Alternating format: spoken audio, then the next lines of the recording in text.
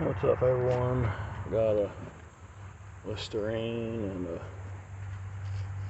Singer sewing machine oil so far. Those are probably 1908 or so. And I got the insulator down here flipped out.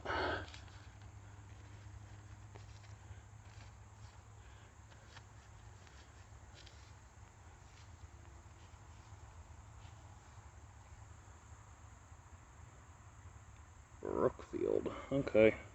Nice earlier looking one. Okay, got meds showing here.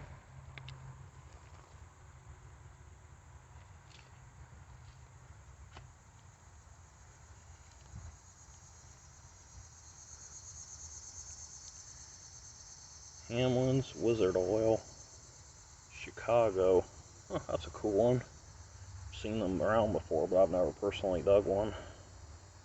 Probably 1900-ish or so. Out here was Billy and Tom in 90-degree weather, and we got something that looks like it might be good. Blob beer, if it's whole.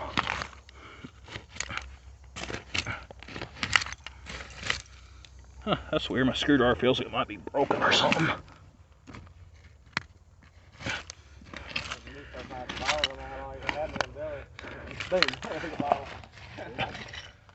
Actually, might be a quart blob beer. Oh, I know. I'm not even trying to move. I don't know if it's because this is hot or what, but the screwdriver just is weak. It's not working right. All right. Let's see what we got here. Yep, it's a quart. It's a quart Bavarian. That's a good one there. Bavarian Brewing, Covington, Kentucky. That's a keeper. All right. We got a bottle showing again.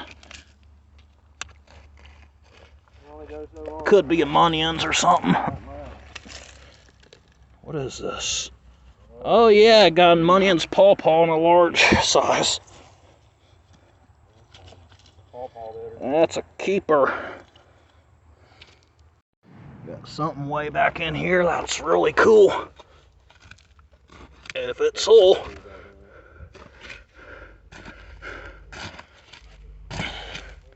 Try to get some of the stuff out of here. Oh man, it's got a busted top. I was excited for it too. Lightning jar. Alright, maybe not all hope is lost because we got a jar showing. And it looks like an older one. Something broken.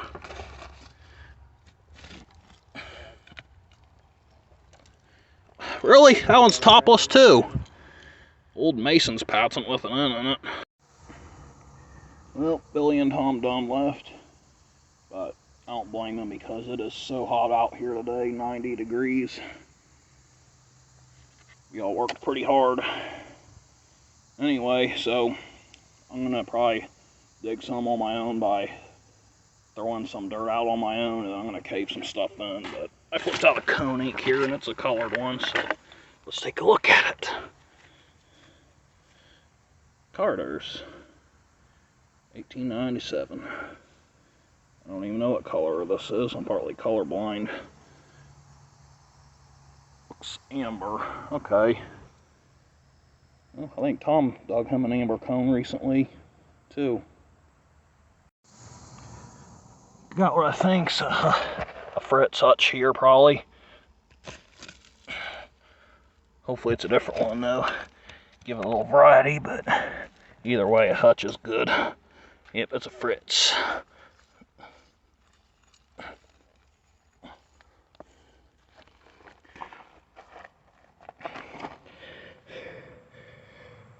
Louis Fritz, Covington, Kentucky. Alright. Well, it's been pretty slow caving the hole in.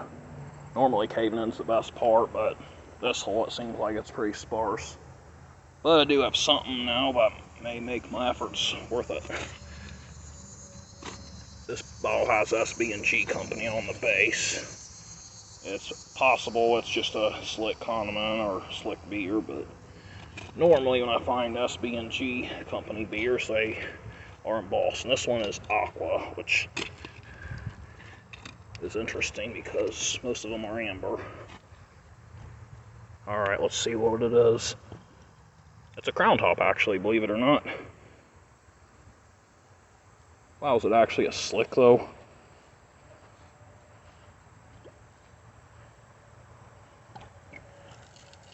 Yep.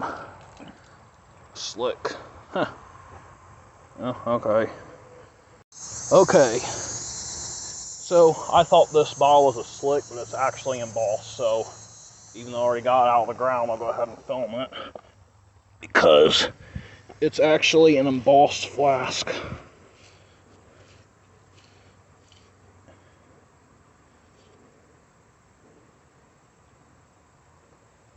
Schultz & Bros Fine Whiskey. Corner of Pike and Riff, I think, Streets, Covington, Kentucky. And it's all there, I think. Yeah. That has to be a really good one. I've never seen one of these before. Got one here, pharmacy. Hopefully it's embossed. Oh, it's amber, I think.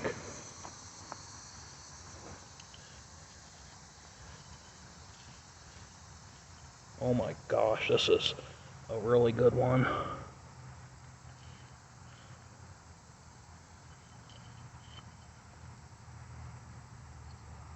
Zwick's Red Cross Drugstore.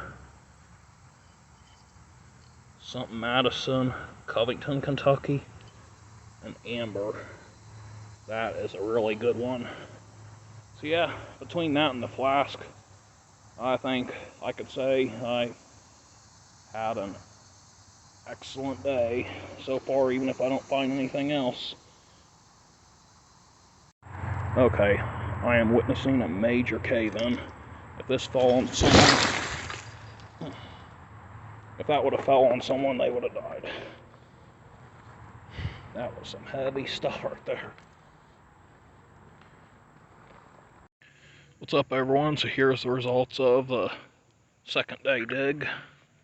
First up is this nice earlier looking crock, but it has cement or something hard in it that weighs a bunch, and I cannot get it out to save my life.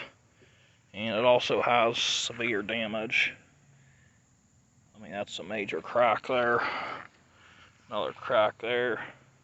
So yeah, I don't even know if I'll be able to get that out without breaking this. I might just put like $5 as is on it in my antique mall. And here's a piece of ironstone china. It's got some condition issues, but this is the most unusual ironstone piece I've ever found, so figured why not keep it. Here's a Listerine. Amber Pharmaceutical Company, blown and mold. One of the earlier variants. Here's a clear early machine cone ink.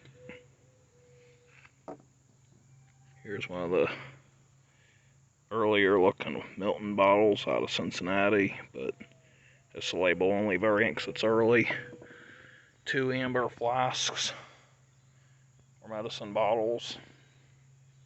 Don't know much about them, but figured why not bring a couple home to stick in my antique mall booth and see what happens. Olive oil. That'd be a good candidate to sit out in the sun and let it turn sun-colored amethyst. Here's a first example of a W&W or MM, however you look at it, whiskey. Never found a sample. It's even made with a 3-piece mold like the larger examples are. Only reason I brought this home is because it's made by the Steel Turbine Glass Company. And this one is too. I thought maybe you could list them as a group and see what happens. Maybe someone would want them to put time appropriate labels on, but a lot of times these people want them tumbled, so that's the only issue with that.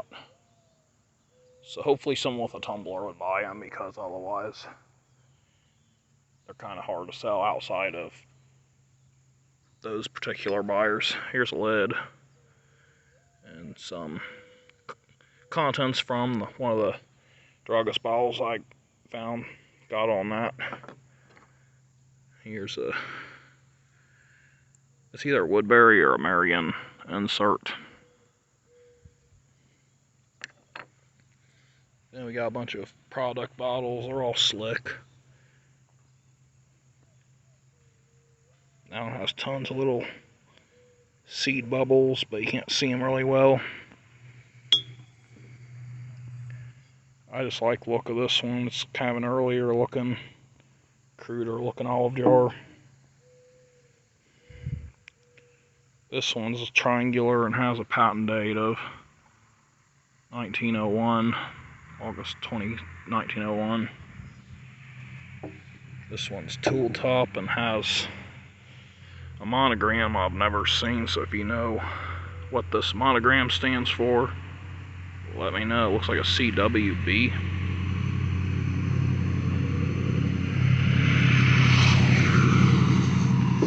And lastly is the best looking one color wise. It's a H.J. Heinz Company number 13.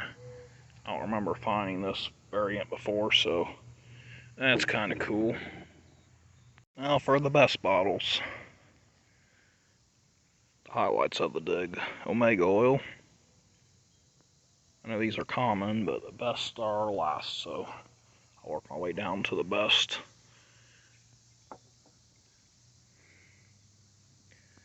And I got 2 more of these stove polish bottles. I got 2 bromos. Dr. Kilmer's, dirty looking one. 2 different John Brenners.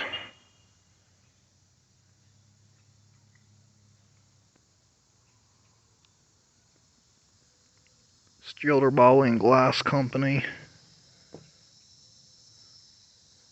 Modes Turner Glassworks.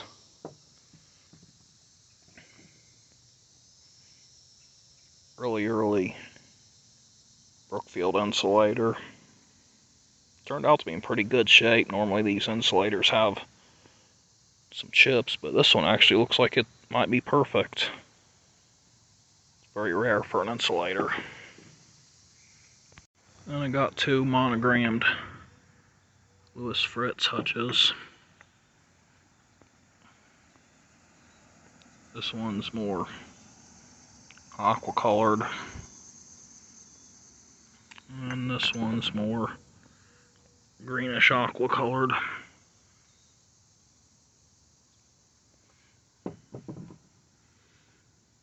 And here's a sperm sewing machine oil, a ground lip salt shaker with some flower design on it. John Wyeth and Bro, a blown variant. And my first Hamlin's Wizard oil I've dug. Nice bottle with a unique name.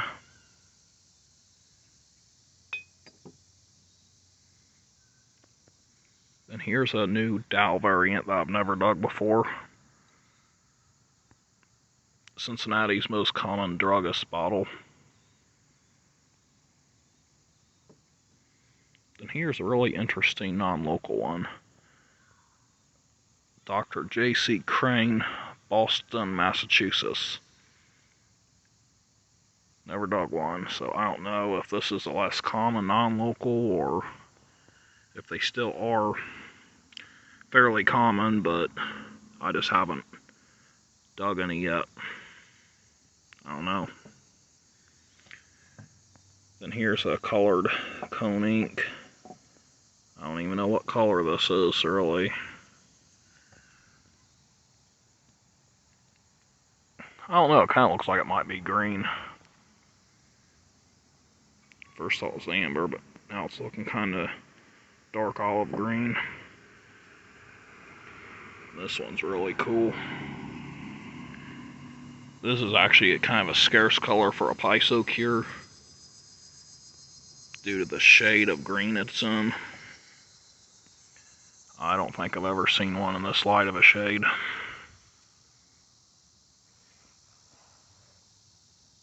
I mean, that is pretty cool.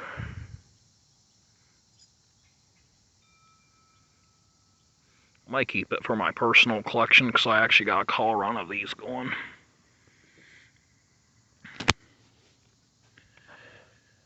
Here's one that I didn't film in the first video because I just flipped it out too quick. The damage wasn't as bad as I suspected it was.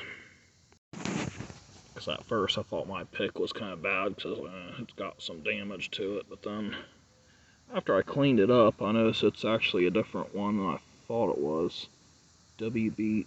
Wetterstrom, pharmacist, Covington, Kentucky. I thought that one was actually a Zwick pharmacy, but it isn't, because the Zwick pharmacies from there have a funny monogram at the top too, if you find the square variants. And even some other variants. So that's cool, got a new pharmacy. If there's any Covington collectors that watch me, I'm just curious how many pharmacies are known from that town, because there's just so many that I'm finding in this dump. It's unreal.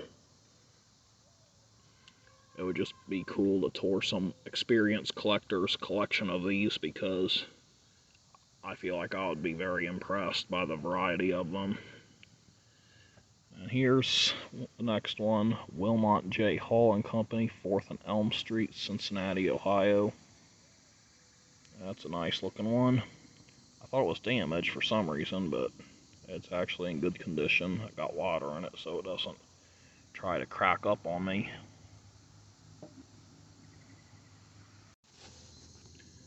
This one would have been my favorite, but as I looked at it, I almost cried because it has a crack there, a ding there, and another crack there.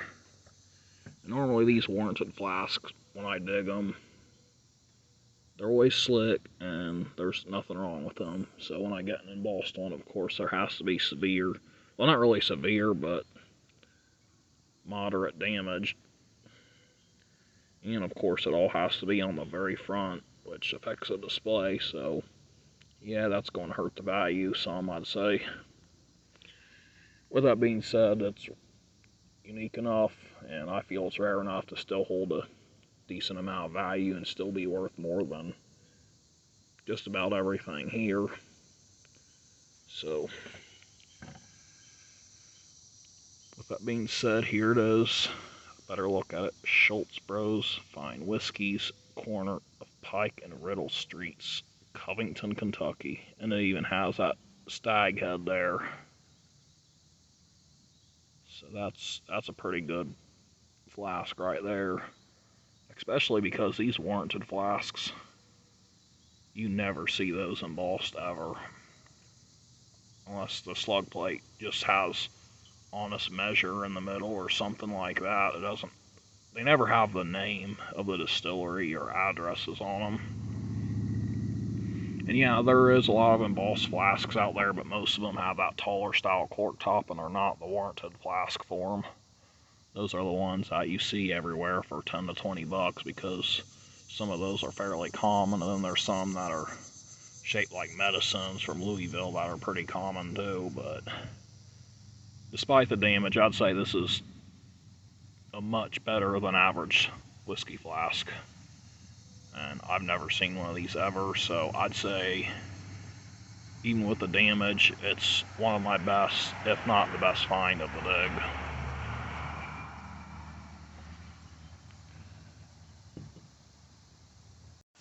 And for the last find, since this one has no damage, as far as I know, it's my favorite dig of the day.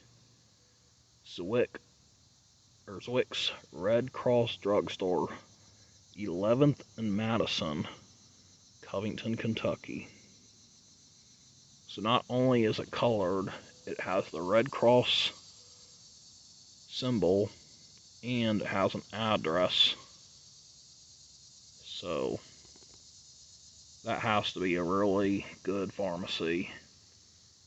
I mean, I could see this one going for well over $100 to the right person.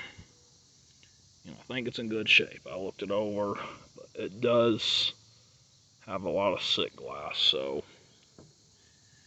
I'm gonna wait until it dries off completely and see how it looks, because it's got water in it, so that could be affecting how it looks. But if it dries and it has that beautiful rainbow patina on it, then I'll probably leave it as is. But if it has this ugly white crap here like this, that might be the next bottle I get professionally tumbled, because that one's valuable enough to where it's worth it. I've been holding off on tumbling a lot of bottles because they're either not worth the amount, because I'm not going to trade a $20+ bottle to have a bottle that's worth that same amount tumbled, because otherwise I'm not really getting anything. I'm pretty much just giving a bottle away for no reason. A lot of these Cincinnati beers, they've dropped in value. This one, I'd say this is well worth getting tumbled, so I'll probably do that. So that made the dig well worth it between these two here. I mean, that was an excellent dig, and I thought my day was kind of mediocre for a while because this thing had damage, and that was really this was the best thing I had out of everything, really. So after Billy and Tom left, started caving stuff in, and it was just really sparse. So then it was actually closer to the end when I got these three. This was on one side of the hole, then these two were on the opposite side, so it worked out pretty well. And I think I'm actually going to go down there next week and do some more digging there, because that's an excellent dump. You're never going to find a dump better than that around here, I don't think. Anywhere in southern Ohio, really. I mean, if you are watching me and you have a dump that's this good or better, then congratulations to you, because you did excellent. So anyway, that's all. Thanks for watching, and until next time, later.